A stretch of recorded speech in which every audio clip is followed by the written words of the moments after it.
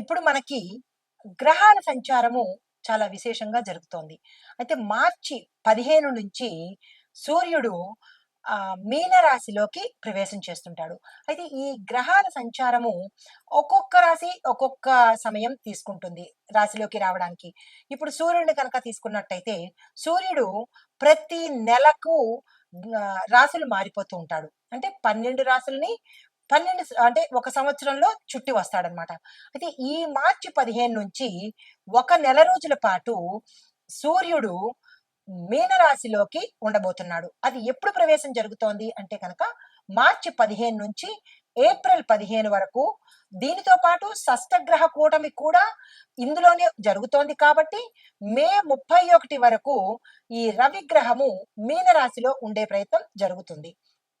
అయితే జ్యోతిష శాస్త్రంలో రవికి విశేషమైన అంటే సూర్యగ్రహానికి విశేషమైన ఫలితము అంటే విశేషమైన విశిష్టత కలిగి ఉంది. ఏమిటి అంటే కనుక సూర్యుడు ఇచ్చే ఫలితాలు ఆరోగ్యము, కీర్తి ప్రతిష్టలు, రాజయోగము, దీంతో పాటు శ్రేయస్సును కూడా ఇవ్వబోతుంటాడు. అందుకే రవి గ్రహానికి అనారోగ్యంగా ఉన్న వాళ్ళందరూ రవికి ప్రార్థన అంటే సూర్యుడికి అర్ఘ్యం ఇవ్వడాలు, సూర్యుడికి ఉపవాసాలు చేయడాలు ఇలాంటివి చేస్తే కనుక ఆరోగ్యము, రాజయోగము, సంఘంలో కీర్తి ప్రతిష్టలు ఇవన్నీ ఇస్తాడు. అయితే ఇప్పుడు సూర్యుడు సంచారం చేయడం ఒక శుభ ఫలితాలను ఇస్తే అంటే కొంతమందికి శుభ ఫలితాలను ఇస్తే మరికొంతమందికి ఆ మిశ్రమ ఫలితాలను ఇవ్వబోతున్నాడు. అయితే ఈ మార్చి 15వ తారీఖున సూర్యుడు మీనరాశిలోకి రావడంతో పాటుగా అద్భుతమైన ఫలితాలను మేషాది ద్వాదశ రాశుల వారికి ఇస్తున్నాడు.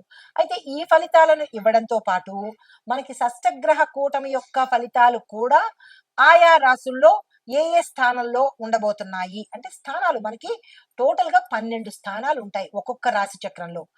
ఈ రాశి చక్రంలో 12 స్థానాల్లో రకరకాల గ్రహాలు సంచారం చేస్తూ ఉంటాయి. శుభగ్రహాలు, పాపగ్రహాలు కూడా సంచారం చేస్తూ ఎవరు ఎక్కువ ఇన్ఫ్లుయెన్స్ చేస్తారో అంటే ఎవరి ప్రభావము ఎక్కువగా ఉంటుందో వారు ఆ ఫలితాలను ఇవ్వబోతుంటారు. అయితే ఇప్పుడు మీనరాశిలో మార్చి 15 నుంచి రవి ప్రవేశిస్తున్నాడు కాబట్టి రవి గ్రహానికి ఇన్ఫ్లుయెన్స్ ఎక్కువ ఉంటుంది అంటే ప్రభావం ఎక్కువగా ఉంటుంది కాబట్టి మిగతా గ్రహాల యొక్క ప్రభావము తగ్గించి మీనరాశిలో ఉండేది వారి దగ్గర నుంచి 12 రాశులకు కూడా ఎటువంటి ఫలితాలను ఇస్తాడు అంటే అందరికీ ఓవరాల్ గా అధికారాలను ఇస్తాడు, ఆరోగ్యాన్ని ఇస్తాడు, కీర్తి ప్రతిష్టలను ఇస్తాడు, శ్రేయస్సు అంటే క్షేమాన్ని కూడా చూస్తాడు. అయితే ఈ ఫలితాలు ఎక్కువగా 4 రాశుల వాళ్ళకి అంటే 12 రాశులకి ఉంటుంది. కానీ విశేషంగా కొన్ని రాశులకు మాత్రము ఆ ఫలితాలు ఇస్తున్నాడు. ముందుగా ఆ ఫలితాల జాబితాలోకి వెళ్లే రాశి అయితే ఈ రవి మీన సంక్రమణం అంటే మీన రాశిలోకి ప్రవేశించడం వల్ల 12 రాశుల వారికి గ్రహస్థితి ఎలా ఉండబోతోంది, వారిచ్చే ఫలితాలు ఏమిటి అనేది చూసినట్టయితే ముందుగా ఈ గ్రహస్థితి రవి మీనంలో ప్రవేశించడం వల్ల జలతత్వము ఎందుకంటే మీనము జలతత్వానికి సంబంధించింది కాబట్టి భావోద్వేగాలు ఎక్కువగా ఉంటాయి. ఆధ్యాత్మిక పరంగా వీరికి ఎక్కువ అభిరుచి పెరుగుతుంది. అయితే బుధుడు, శుక్రుడు, శని, కేతు స్థితిని బట్టి వారి యొక్క రాశుల్లో ప్రభావం మారిపోతుంది. అయితే ఈ సమయంలో చంద్రమంగళ యోగము యొక్క ఫలితాలు దీంతో పాటు రాహు కేతు కూడా మార్గదర్శకము చేస్తారు అంటే మీకు ఒక గైడ్ లాగా మీకు మార్గాన్ని నిర్దేశిస్తారు. ఆ మార్గనిర్దేశనము తదుపరి రాశి తులారాశి. తులారాశి వారి యొక్క ఫలితాలు ఉద్యోగస్తులకు కొత్త బాధ్యతలు తీసుకుంటారు. అధికారుల యొక్క సహకారము, సహాయము సమయానికి వస్తాయి.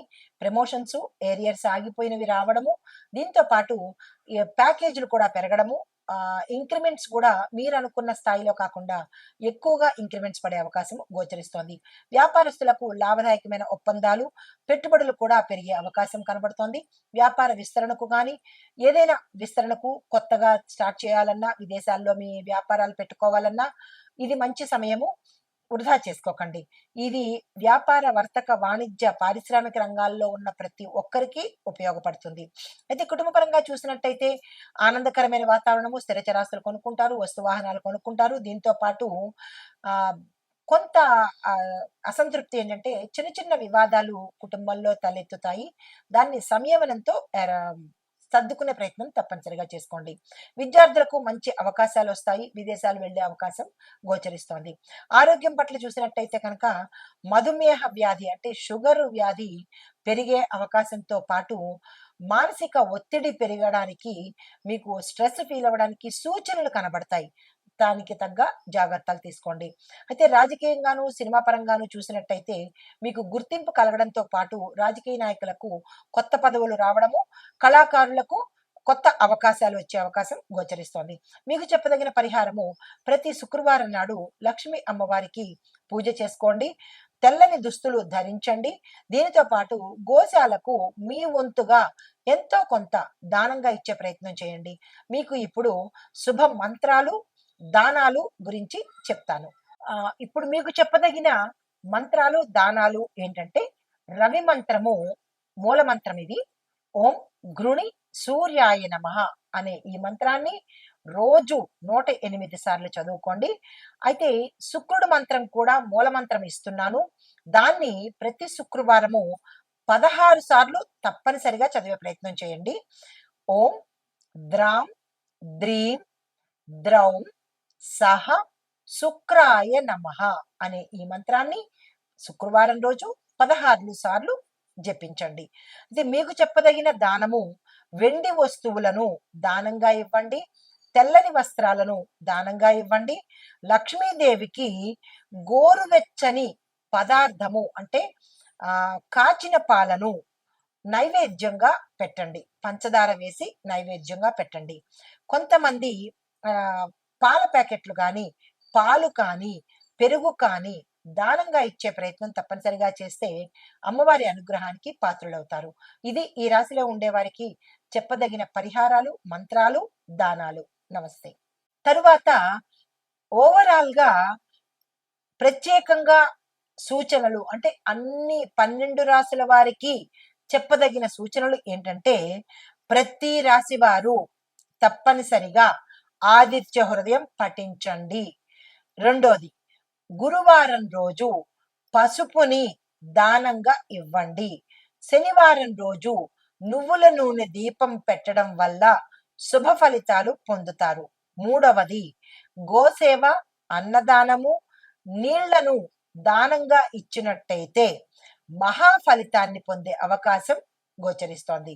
అయితే ఈ మంత్రాలు, దానాలు పాటించడం ద్వారా మీరు ఈ రవి మీన సంక్రమణంలో విశేషమైన శుభ ఫలితాలను పొందే అవకాశం గోచరిస్తోంది.